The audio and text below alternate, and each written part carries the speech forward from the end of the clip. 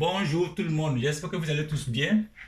Alors aujourd'hui, nous allons corriger vos exercices de la semaine du 27 avril qui portent donc sur la résolution d'équations et d'inéquations du second degré.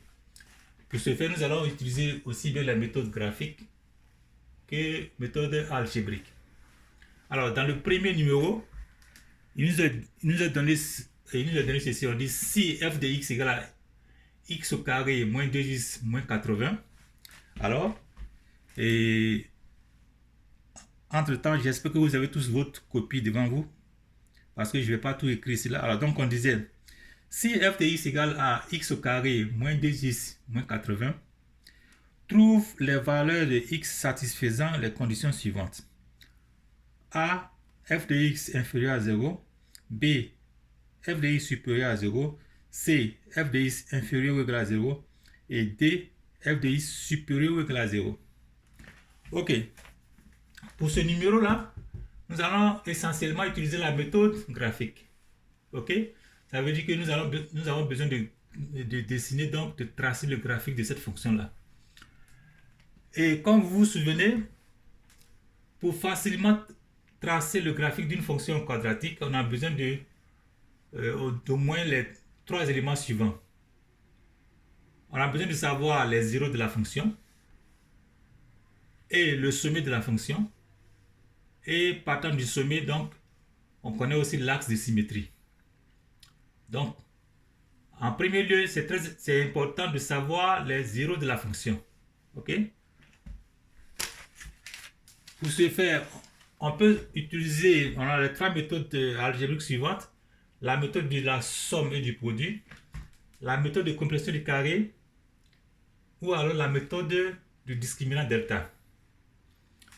À cause de ce 80 là, la méthode de la somme et du produit est éliminée parce que quand le nombre est très grand, on ne prend pas de risque avec la méthode de la somme du produit. La méthode du discriminant delta, ça, on va la réserver pour plus tard. Donc maintenant, nous allons seulement utiliser la méthode de complétion du carré. Ok? Alors, donc si f de x égale à cette fonction-là,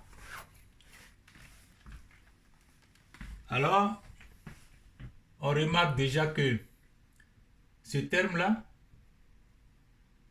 ça ce sont les deux premiers termes. Enfin, ces deux termes-là sont les deux premiers termes d'un carré parfait, en l'occurrence x moins 1 au carré, qui est égal à x au carré, qui est donc égal à x au carré moins 2x plus 1, n'est-ce pas? Ok? Donc ça veut dire que ça, on peut donc trouver son expression. Donc ça veut dire que x au carré moins 2x égale donc à x moins 1 au carré moins 1, parce que le 1, si on veut isoler cette partie-là, ça veut dire qu'on doit enlever ça, donc ça vient ici, ça devient moins 1. Ok? X au carré, x moins 1 au carré moins 1.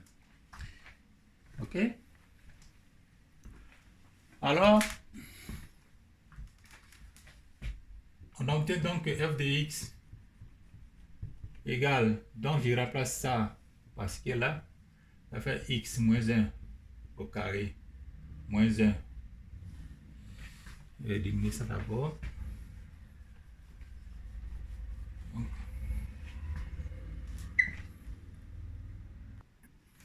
Alors donc on a pu exprimer ces deux premiers termes-là comme étant la différence de deux carrés, enfin de ce carré et de 1. 1 aussi c'est un carré parfait, donc 1 c'est 1 au carré, donc ça c'est un carré moins un autre carré. Ok? Et donc la fonction f de x devient alors, donc ça c'est maintenant ce qui est là, ça fait donc x moins 1 au carré moins 1 moins 80, ou alors x moins 1 au carré moins 80. Ok?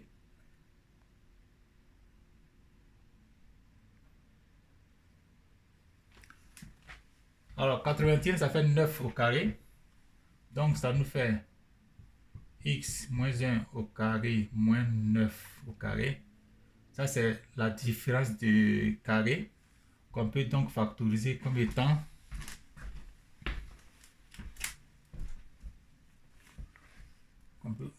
cette différence de carré là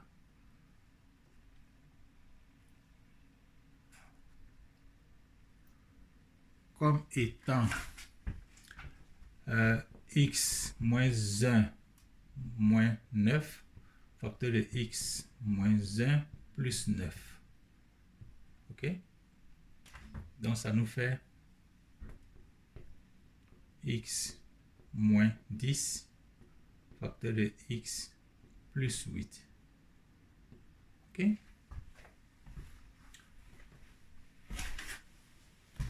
on a donc obtenu que f de x égale,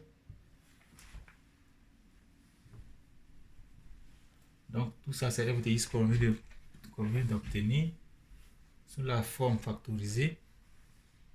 Donc obtenir que f de x égale à, ok,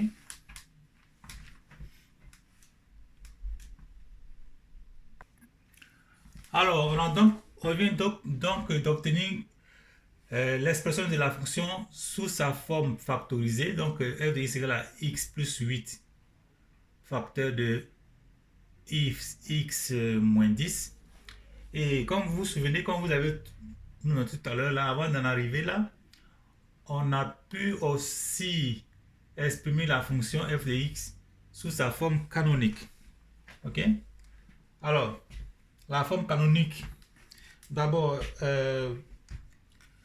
donc à partir de là, ça veut dire que si f de x égale à 0, donc les zéros de la fonction sont donc x1 égale à moins 8 et x2 égale à 10. Ok, ça c'est clair. Ah, donc on connaît les zéros de la fonction moins 8 et 10. D'une part, en regardant la forme canonique, en regardant cette forme là, on voit aussi que le sommet de la fonction est donc s à 1 et moins 81. Et partant de là aussi, on a aussi l'axe de symétrie x égale à 1. Ok, alors donc avec ces informations là, l'axe de symétrie égale à 1 et le sommet hk c'est à 1 et moins 81 et les zéros de la fonction qui sont à x égale à moins 8 et x égale à 10. Ok, alors pour ce cas, donc on peut facilement alors tracer le graphique de la fonction que nous allons voir maintenant.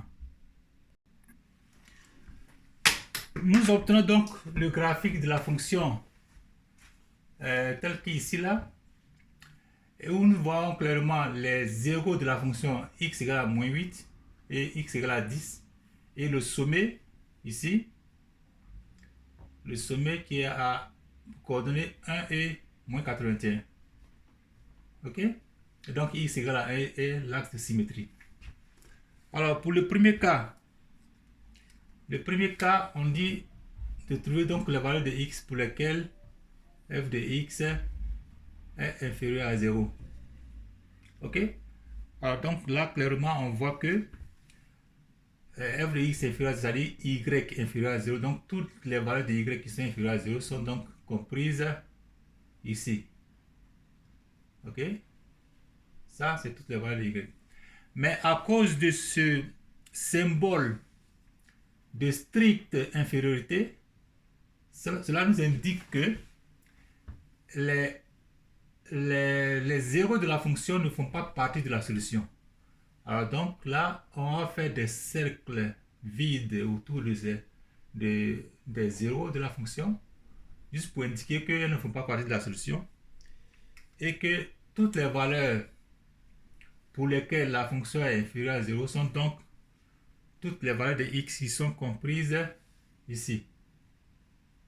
Ok, toutes les valeurs de x qui sont comprises entre les deux valeurs là satisfont donc l'inégalité f de x inférieur à 0. Ok? Alors donc, notre ensemble de solutions est soit sur la notation ensembliste et donc égal à l'ensemble de x tel que moins 8. Donc x est complète moins 8. Ok? Et 10. Là, c'est la notation assembliste. Ou alors on dit alors que x appartient à l'intervalle ouvert de moins 8 et 10. Okay?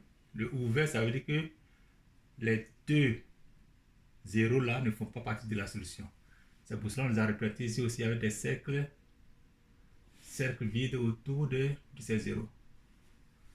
Et les valeurs de x qui sont donc représentées là sont ici. Ok? Bien compris? Ok, si c'est bien compris, on va passer au deuxième cas. Alright? Alors, avant de passer au cas B, on va juste faire un petit récapitulatif.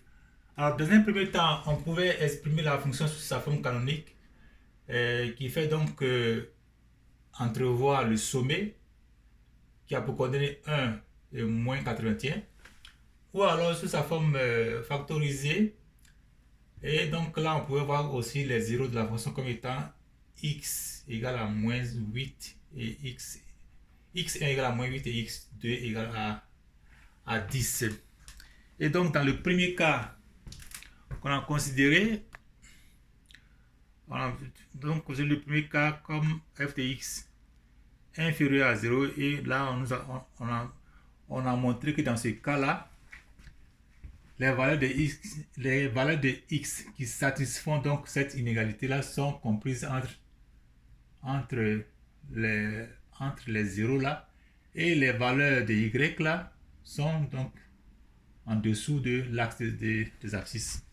Maintenant, nous allons considérer le deuxième cas. Le deuxième cas nous dit que f de x, est supérieur à 0. Donc le deuxième cas B, comme ça, B, on doit trouver les valeurs de x qui font que f de x est supérieur à 0. Ok? Alors, une fois, d'abord, pour cela, on a prêté le graphique qui est là, le graphique que vous voyez là. Donc, on a dessiné le graphique où nous voyons clairement les zéros de la fonction. Moins 8 et 10 ici. Ici, c'est 10. Et encore une fois, le fait que nous avons une inégalité stricte, donc supérieure à 0, cela nous indique que les racines là ne font pas partie de la solution. Donc là, on les représente avec des cercles vides autour de ces cercles vides. Et les valeurs de x pour lesquelles la fonction est supérieure à 0, on voit bien que la fonction est supérieure à 0 pour les... ça, c'est la partie où la fonction est supérieure à 0 qui est là. Ici, là. Il n'y a pas un autre stylo qui est bien visible. Donc, ces valeurs de x là sont les valeurs de... excusez. Ça, ce sont les valeurs de y qui sont supérieures à 0. Donc, f de x supérieur à 0 sont ces valeurs-là. OK? Et les valeurs de x correspondantes sont donc de moins l'infini à x1 et de x1 à plus l'infini. OK? Et sous la notation assembliste, on dit donc que la réponse ici,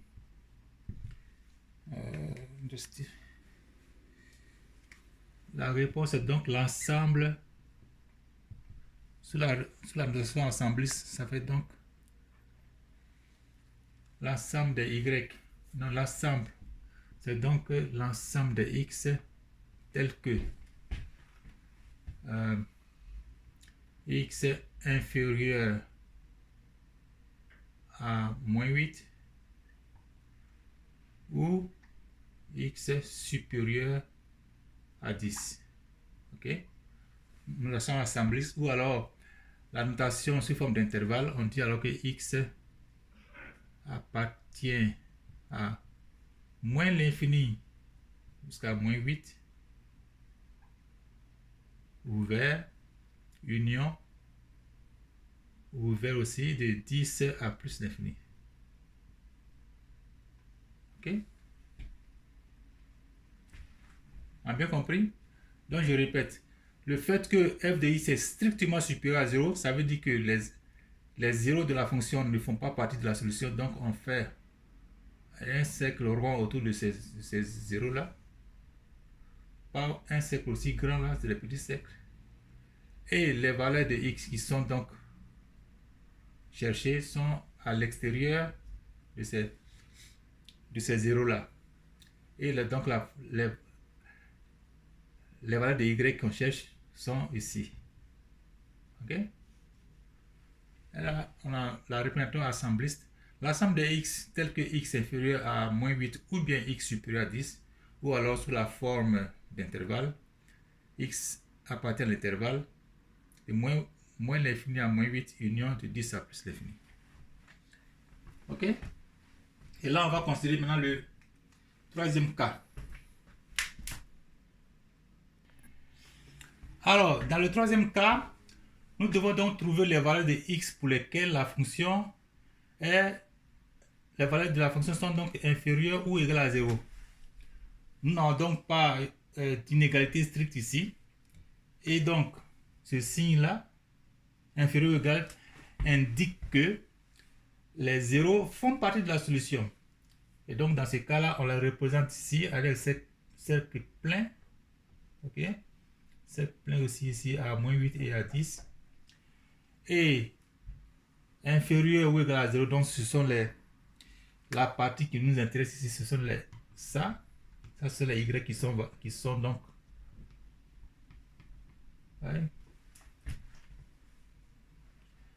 toutes les valeurs de y qui sont inférieures ou égales à 0 sont ces valeurs là, et par conséquent aussi les valeurs de x qui satisfont donc cette inégalité sont toutes comprises entre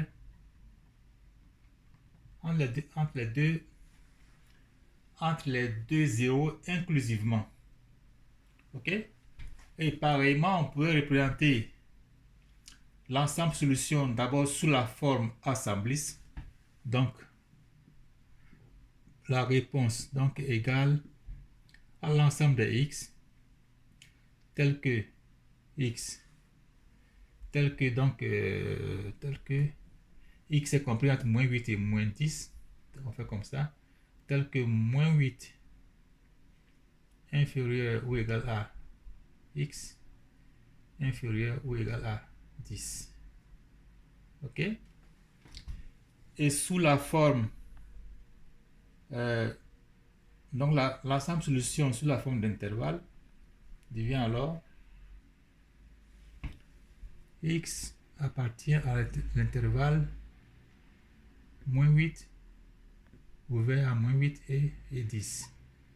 Non, fermé à moins 8 et fermé à 10. Ok, alors donc ça c'est bien compris. On va passer. D'abord je voulais signaler que donc pour le graphique là on le dessine de la même façon. L'axe de symétrie est là, le sommet à 1 et donc le sommet il est là, 1 et moins 81, et les deux zéros sont là. Donc là on fait l'esquisse du graphique carrément là, puis voilà. Ça marche? Moins 81, c'est moins 81. Ok, ça marche. Alors, on va passer au dernier cas.